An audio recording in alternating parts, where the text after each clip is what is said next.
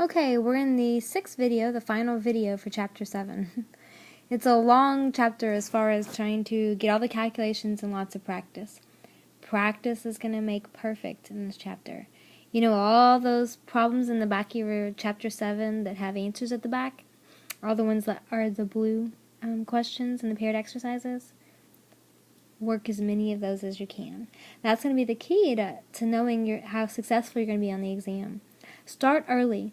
The concepts in Chapter 7 that we see here, conversions from grams to moles and grams to number of atoms, it's not just for Chapter 7. When we get to Chapter 9, because we're going to study chemical reactions in Chapter 8, but when we get to Chapter 9 and we start looking at quantities or conversions using chemical reactions, we're going to see all of these conversions again. So practice is going to make perfect. Know this before you get to Chapter 9, or Chapter 9 will be very difficult. Alright, so we're in the end of Chapter 7 here, quantifying chemical compounds. Everything we see was going through the mole. We're doing mole conversions throughout, moles to mass, moles out of mass. Now, we would just finish talking about calculating empirical formulas of compounds. Simplest whole number ratios. If you have a mass percent given of a compound, you can calculate the empirical formula. Remember that several compounds can actually share the same empirical formula, though. One extra piece of information that you're given can convert an empirical formula to a molecular formula type of problem. If you're also given the mass of the compound, on top of empirical formula data, either the empirical formula or the percent composition, then you can calculate the molecular formula of a compound.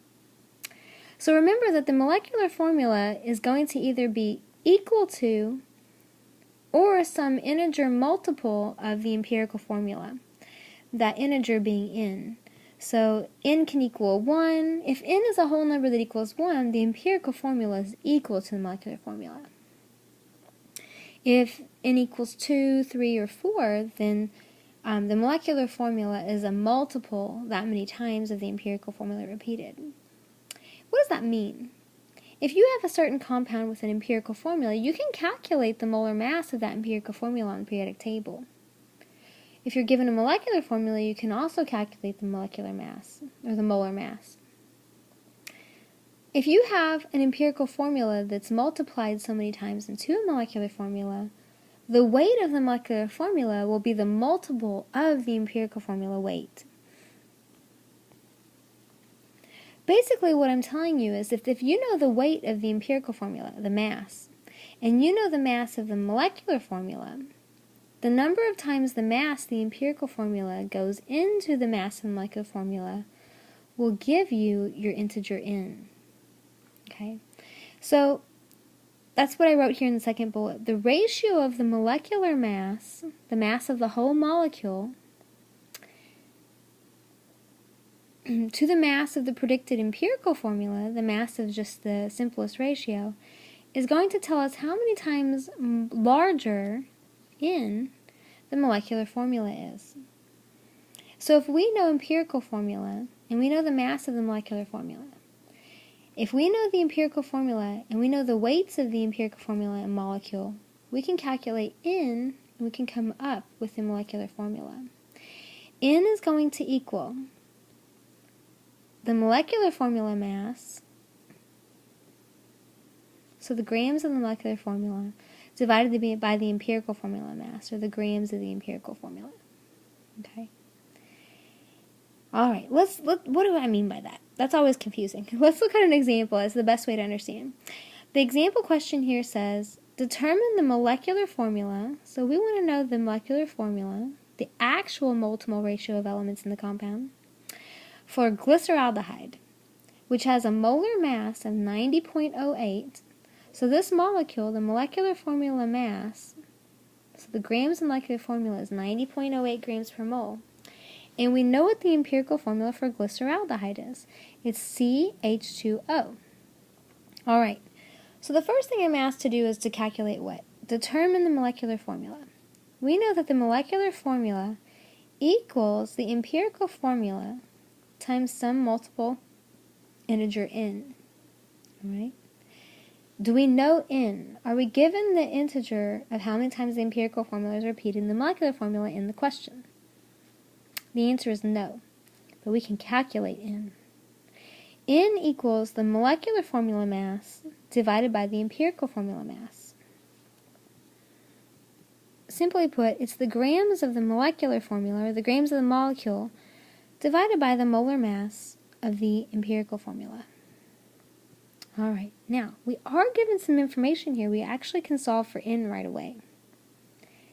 We're given the grams of the entire molecule. It says that this molecule, glyceraldehyde, has a molar mass of 90.08 grams per mole.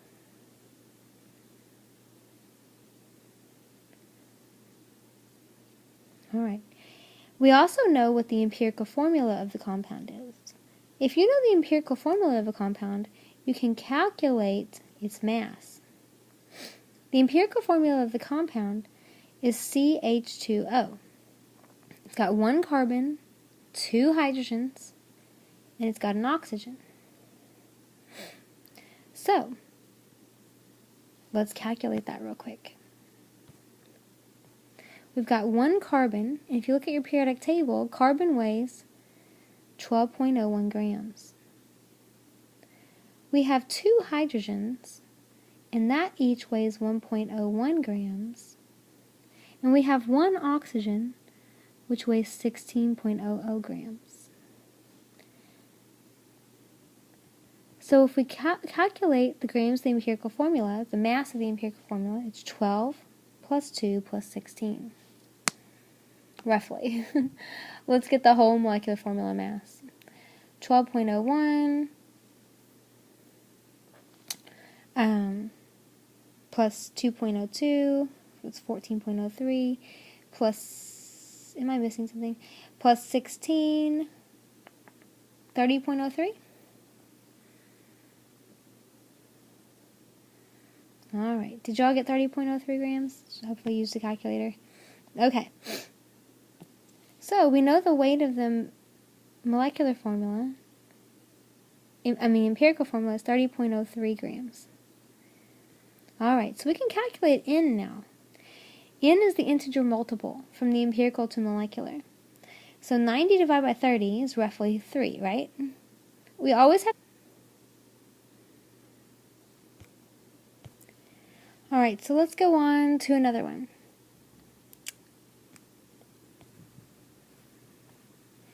Alright, so this question says determine the molecular formula of a compound of a nitrogen oxide compound, NXOY, with a molar mass, that's the mass of the whole compound, of 92.011 grams, and an empirical formula of N2O. Okay, so we need to calculate the molecular formula.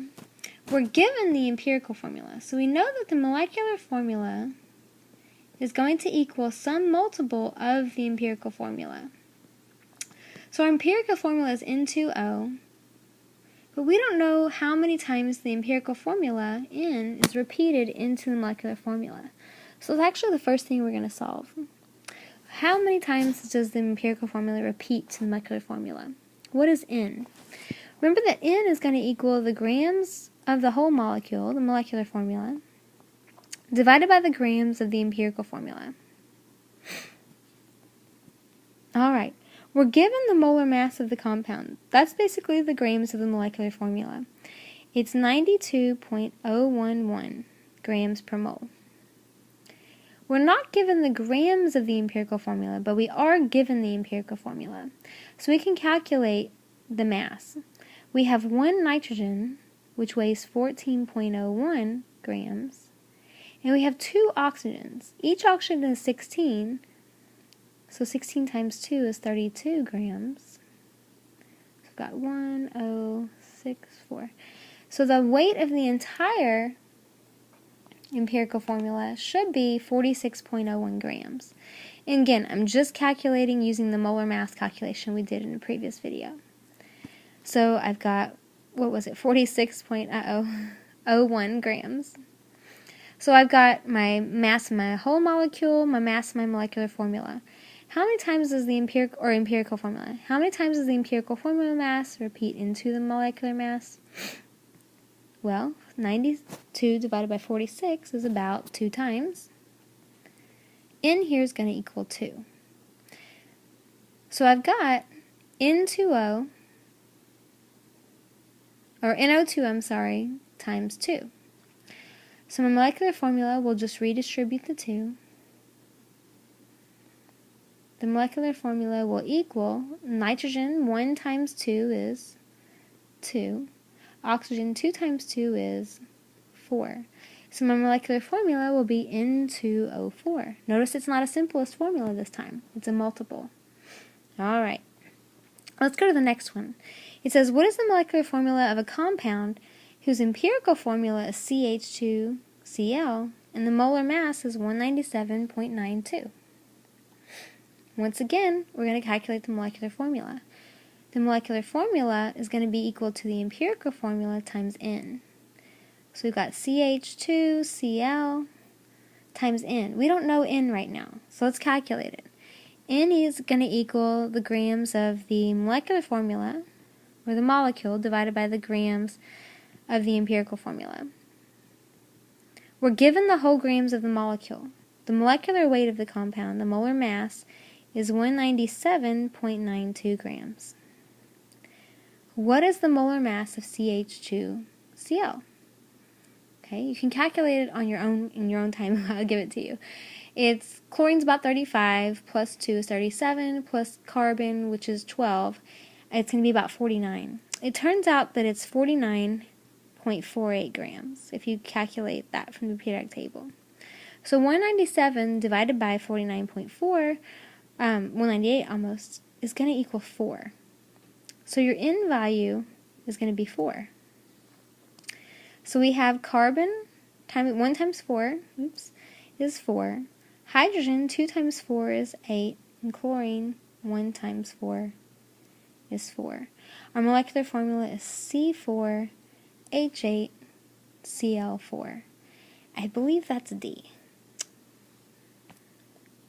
Alright, now, what if you're not given the empirical formula? Sometimes if you want to calculate the molecular formula, you're not going to be given the empirical formula. Usually a chemist is given percent composition. Remember that we used percent composition to come up with the empirical formula.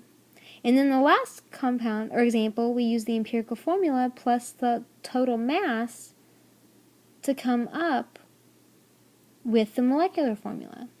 So let's say that you're asked to calculate the molecular formula, and you're given percent composition, and you're given the molar mass of the compound. What are you going to do? There's actually 2 ways to solve this problem. The first thing you can do is you can calculate the molecular formula using percent composition. The empirical formula. You can take the percent composition, assume you have 100 grams, convert all the grams to moles, find the simplest mole ratio, find the empirical formula. Then you can do exactly what we did in the last question. You can take the empirical formula, you know the molar mass of the compound, and you can calculate the molecular formula by calculating N. Okay, that's the long way to do it. There's a simpler way. Remember, the molecular formula is the actual mole ratio. Okay, the actual whole number mole ratio. If we're given percent composition, and we're given the molar mass of the compound, we have an actual amount of grams to compare our percent composition with.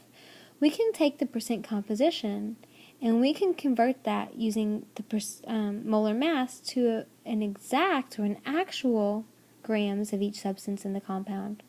And we can get an actual mole-to-mole ratio, which is the molecular formula.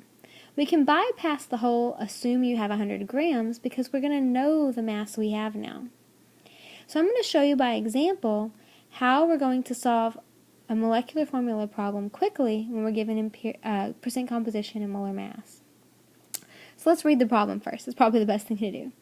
It says a disinfectant, we all have those in our house, is known to be 76.57% carbon. 6.43% hydrogen, and 17% oxygen. Now I'll stop right there.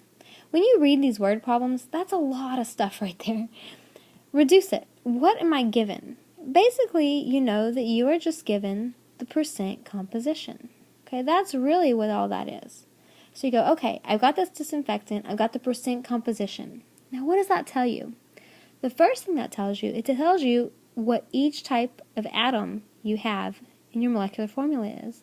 We know we have carbon, we know we have hydrogen, and we know we have oxygen. Carbon, hydrogen, oxygen. If I'm going to come up with a molecular formula, the first thing I want to know is I want to know what atoms I have. My eventual molecular formula will be CXHYOZ. I need to figure out what X, Y, and Z are. They are my mole ratios, actual mole ratios. So we're going to start with that. So don't get bogged down by the numbers. Okay, the next thing is, the question says, the compound has a molar mass of 188.24 grams per mole. Determine its molecular formula. Okay. We're going to start with the molar mass for molecular formula, because we know the mass of the entire substance. The mass of the whole compound, 1 mole of that compound, is 188.24 grams. I'm going to say 188.24 grams for each of my elements. Now, I know each of my elements doesn't weigh 188.24 grams. That's the weight of all of the elements combined. But what I can do is I can pair the molar mass with the percent compositions. Of that 188.24 grams, I know that 76.57% of that is carbon. So I'm going to take the percent of 188 to figure out how many grams of carbon I actually have. Okay? So the part carbon I have, I'm going to take the percent out, is 0.7657 carbon. So 76.5% of the 188 is carbon. Okay? So what is that? That means I have, if I multiply it, 144.1 grams of carbon in 1 mole of that sample. Okay? Let's do the next one, hydrogen. Of this total mass, a mole of this compound, I have 6.43% of its mass is hydrogen. So I'm going to take the percent out, divide by 100. So of the 188, 6.43%, I do the multiplication. 12.1 grams of that sample is hydrogen. Oxygen. I have 17% oxygen. 0.1700 is oxygen. Alright. I always have to make my O's big. They look like zeros. Alright, so what's 70% of 188? The mass of oxygen in a mole of that sample is 32.00 grams. Alright, now what am I given here? What I've just converted or found was the actual mass of each atom in 1 mole of the compound. If I want to write a molecular formula, I'm going to write a molecular formula for a mole. Here I'm given the masses of each element, the actual mass ratio. Do you use mass ratios when you write a molecular formula? No, you use mole ratios. So next thing from the actual mass I'm going to do is I'm going to convert the masses all to moles. Okay? Now how do I convert mass to a mole? Molar mass. So on the periodic table I see that I got 12.01 grams of carbon is 1 mole of carbon. 1.01 grams of hydrogen is 1 mole of hydrogen. And 16.00 grams of oxygen is 1 mole of oxygen. So what I can do here is from 1 mole of the sample, I can calculate how many actual moles of each element I have. So here I've got a grams on top, a grams on bottom. Notice I've done that for all of them. That's how you convert grams to moles. Use molar mass, convert from grams to moles. So what's 144 divided by 12? Oh, that's one of my favorites. 12 times 12 is 144. So we've got 12 moles of carbon. 12 divided by 1, that's pretty easy. We've got 12 moles of hydrogen. And how many moles of oxygen do we have? 32 divided by 16. That's 2. So we have 2 moles of oxygen. This is my actual mole ratio of elements in my compound, in 1 mole of my compound, because I used 1 mole as the mass, the molar mass. So is this a whole number ratio? It certainly is. So I can write the molecular formula. The molecular formula equals C12 H12 O2. That's the molecular formula. What's the empirical formula of that compound? Well, 12 to 12 to 2, the simplest would be 6 to 6 to 1. So C6H6O. Repeat it twice. Just ask. It wasn't asked. Alright, what I'm going to do is I'm going to give you one more problem. I'm going to show you the solution, but I'm going to show you the answer too. See if you can do it. So pause it when I give you the question, and then see if you can answer it as well. Alright, so here's the question. What is the molecular formula? So once again, what's the molecular formula of a substance that has 85.60% carbon, 14.40% hydrogen, and a molar mass of 28.08 grams per mole? Alright, try to solve that. It's the exact same method we just used. You're given a percent composition, you're given a molar mass. So press pause right now, try to solve it.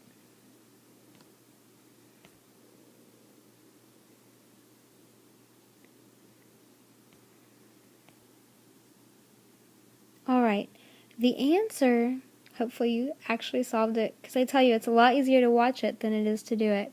I bet you are, though. If you're watching these videos, you're putting the time, you're doing the work. The answer is that the molecular formula I hope you got was C2H4. Did you get C2H4? Ethane, or ethene, I should say. Ethylene. C2H4. If you got that problem, you're doing it right. You're doing good. If you didn't do that problem correctly, I'm going to show you my work. You can press pause and look at it. But practice, practice, practice. This is the end of Chapter 7. There's a lot of different concepts that rely on being able to do conversions and manipulate numbers with a few equations or problem-solving strategies. So just practice. Alright, here is the solution. So we're given the mass of the entire 1 mole of the compound. So if you want to write a molecular formula, that's 1 mole of the compound, you assume. So start with the molar mass. You've got the percent compositions of each. You've got the molar mass. So take the percent of each element's molar mass, and you will get the actual mass of each element. From the masses, you want the actual number of moles. So convert the masses into moles using molar mass. You'll get the actual number of moles, which is the molecular formula. Alright. Happy studying, my friends, and I hope that if you have any problems, you'll come see me, come see a tutor, or anything like that. But I just want you to practice, practice, practice.